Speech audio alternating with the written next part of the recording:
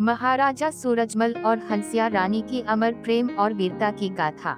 भारत की धरती पर अनेक वीर योद्धाओं ने जन्म लिया, जिन्होंने अपने शौर्य और बलिदान से इतिहास के पन्नों में अमर स्थान प्राप्त किया। इन्हीं वीरों में एक नाम आता है भरतपुर के महापराक्रमी जाट शासक महाराजा सूरजमल का, जिनकी वीरता और कुशल शासन की मिसाल आज भी दी जाती है। लेकिन इतिहास के पन्नों में उनकी पत्नी हंसिया रानी का नाम उतना प्रसिद्ध नहीं जितना होना चाहिए, जबकि वे भी अपने पति के समान ही पराक्रमी और त्यागमयी थी। उनकी जीवनगाथा संघर्ष, बलिदान और अटूट प्रेम की अनुपम मिसाल है।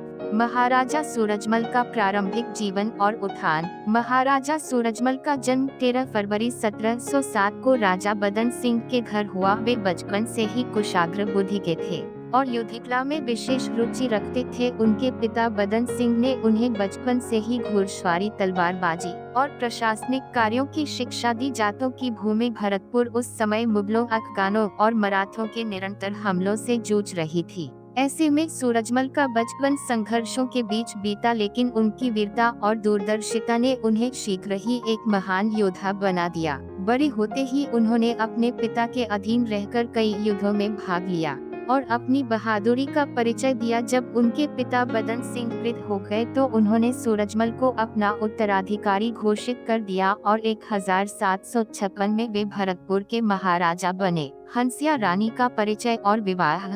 हंसिया रानी का जन्म एक प्रतिष्ठित जाट परिवार में हुआ था। वे बचपन से ही सौंदर्य और शौर्य की प्रतिमूर्ति थीं। उनके पिता एक सम्मानित सरदार थे, जो अपनी पुत्री को किसी साधारण पुरुष के साथ विवाह नहीं करना चाहते थे।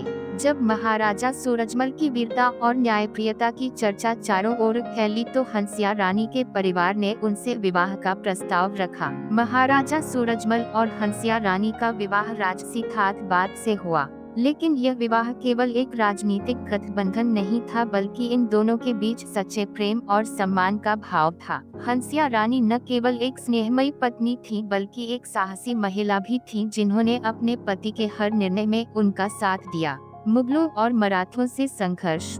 महाराजा सूरजमल ने अपने शासनकाल में मुगलों और मराठों दोनों से संघर्ष किया। मुगलों के अधीन रहते हुए भी उन्होंने कभी उनकी अधीनता स्वीकार नहीं की। वे स्वतंत्र जाट राज्य की स्थापना करना चाहते थे, इसलिए उन्होंने कई किले और नगरों पर अधिकार किया। एक समय दिल्ली के बादशाह आलमगीर द्वितीय के शासनकाल में मराठा सरदार सदाशिवराव भाऊ ने दिल्ली पर चढ़ाई की थी और सूरजमल को सहायता के लिए बुलाया था। सूरजमल की सेना ने इस युद्ध में महत्वपूर्ण भूमिका निभाई थी, लेकिन बाद में मराठों ने उनके साथ विश्वासघात किया, जिससे वे उनसे अलग हो गए। महाराजा सूरजमल की वीरगति।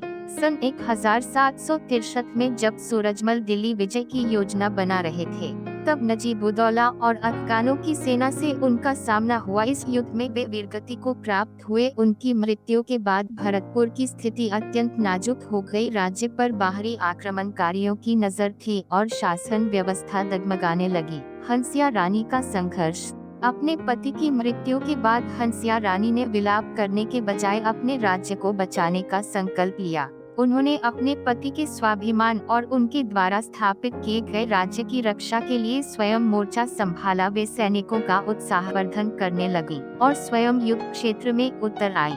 जब दुश्मन सेनाएं भरतपुर पर आक्रमण करने के लिए आगे बढ़ीं, तो हंसिया रानी ने अपने सेनापतियों और मंत्रियों के साथ मिलकर रणनीति बनाई। उन्होंने किले की सुरक्षा को मजबूत किया और दुश्मनों को कई बार परास्त किया, लेकिन राज्य को पूर्ण रूप से सुरक्षित रखना एक कठिन कार्य था, क्योंकि जाट राज्य चारों ओर से शत्रुओं से घिरा हुआ था।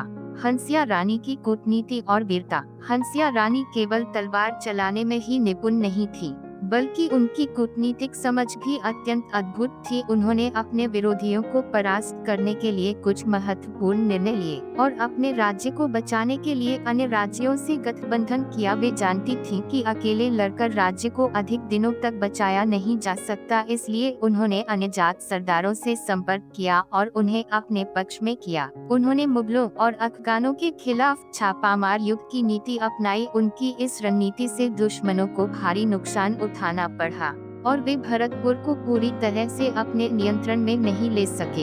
हंसिया रानी का बलिदान। लेकिन परिस्थितियां अत्यधिक प्रतिकूल थी।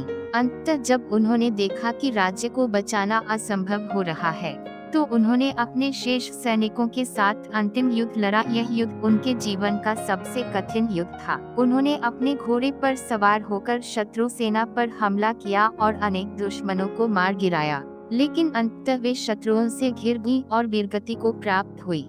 हंसिया रानी की विरासत। हंसिया रानी का यह बलिदान व्यर्थ नहीं गया। उनकी वीरता और संघर्ष ने जाटों को संगठित कर दिया और उनके बलिदान के बाद भी भरतपुर का किला लंबे समय तक स्वतंत्र बना रहा। उनके संघर्ष और बलिदान की कहानियां आज भी राजस्थान और उत्तर भारत में लोकगीतों और कथाओं के रूप में जीवित हैं।